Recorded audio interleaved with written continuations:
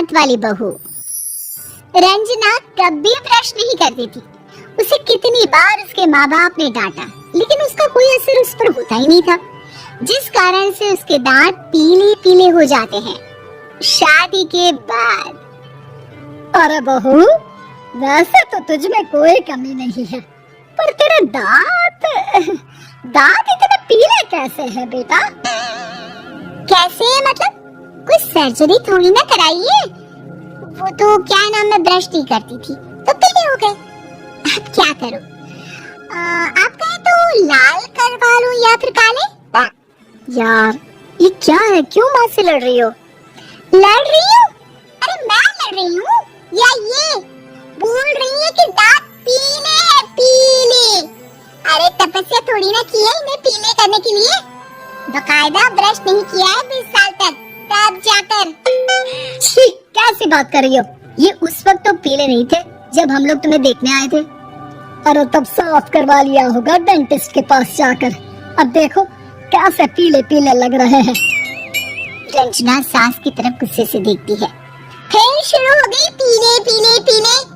अरे पीले तो तब भी थे जब मेरे हाथ का रसगुल्ला उड़ा उड़ा कर खा रही थी और बोल रही थी, लड़की नहीं गुणों का खजाना दे रहे भाई साहब।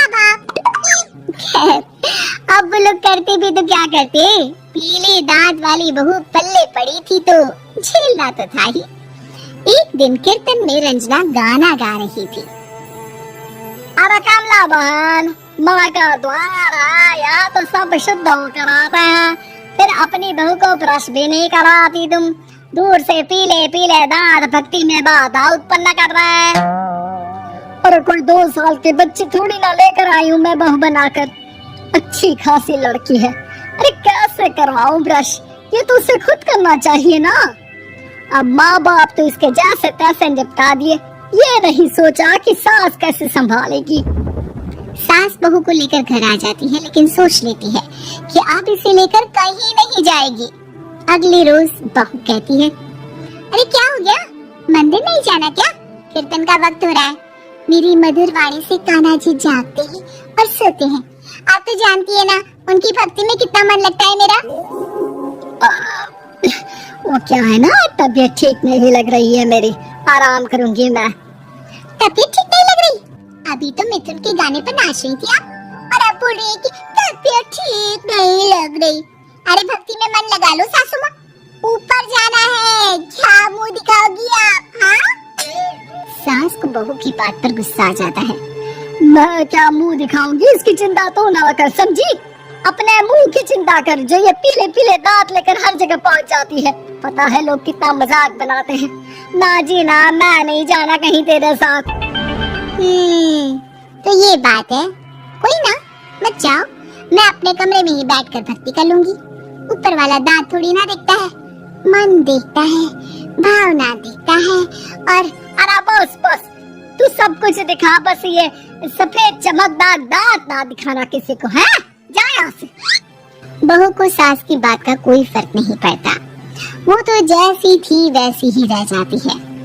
सुबह नहाकर किचन में खाना बनाना, फिर खाना खाना, कीर्तन भजन करना और सो जाना। एक दिन, माँ जी मैं सहेली के घर जा रही हूँ, शाम को लेट आऊंगी। हाँ, तो जाना, मैंने कौन सा तेरी आरती करनी है घर पर बैठकर। रंजना सहेली के घर जाती है, जहाँ वो पार्टी में जाने की तैयारी कर रही होती है। अरे शिखा, कहाँ जाने की तैयारी कर रही है? मैं गलत वक्त पर आ गई क्या?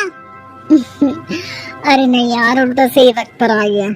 मैंने ये साड़ी और ज्वेलरी निकाली है यार, शाम को इनके ऑफिस की एक पार्टी में जाना है। बताना कैसा लग रहा है ये सब? नहीं यार, इस ड्रेस के साथ तो वो वाली ज्वेलरी अच्छी लगेगी। हाँ, सही बोल रही है, मैंने ध्यान ही नहीं दिया। वैसे तो हमेशा से मस्त फैशन सेंस रखती है। तो बड़ा जाती होगी ना पति के साथ पार्टी में।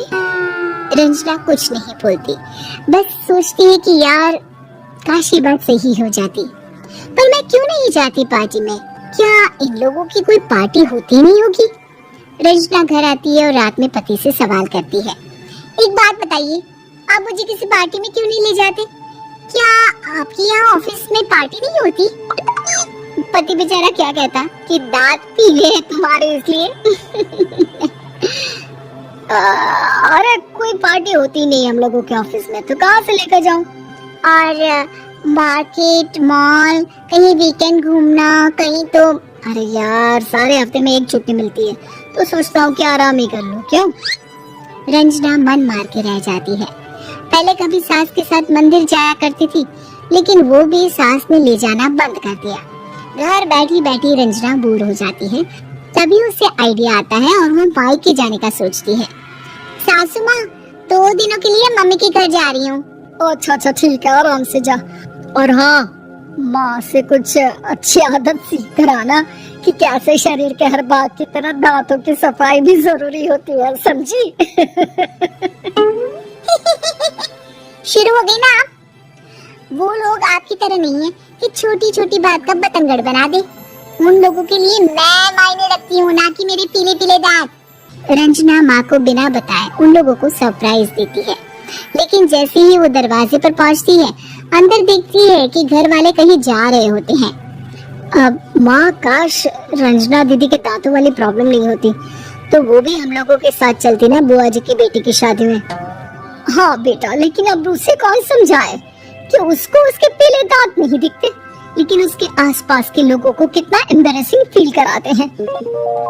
मुझे तो कितनी बार उसके स्कूल की टीचर ने शिकायत की कि उसके साथ कोई लड़की बैठना भी नहीं चाहती, और ना ही कॉलेज में कोई उससे बात करना चाहता था। लेकिन पता नहीं क्यों उसे ये बात समझ में ही नहीं आती। कोई कमी नहीं है उस लड़की में, बस यही कि दांत पीले हैं। वो तो भला हो जीजाजी और उनकी माँ का, जो दीदी को जैसी है वैसे ही रखा हुआ है। रंजना को अपने घर वालों की बात सुनकर बहुत दुख होता है। वो सोचती है कि वो क्या करे, लेकिन फिर वो सीधा डेंटिस्ट के पास जाती है, अपने दांत चमकाती है और कसम खाती है कि वो रोज ब्रश करेगी। और क्या हो गया? तुम तो 2 दिनों के लिए गई थी ना, पर कोई ना, अच्छा है, चलो आ गई तो।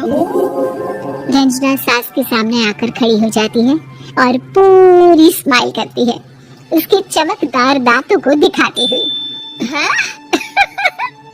चले मंदिर। माँ, मुझे माफ कर दीजिए, मैंने आप लोगों को बहुत एम्बैरेसिंग फील करवाया। मैं आज से रोज ब्रश करूंगी।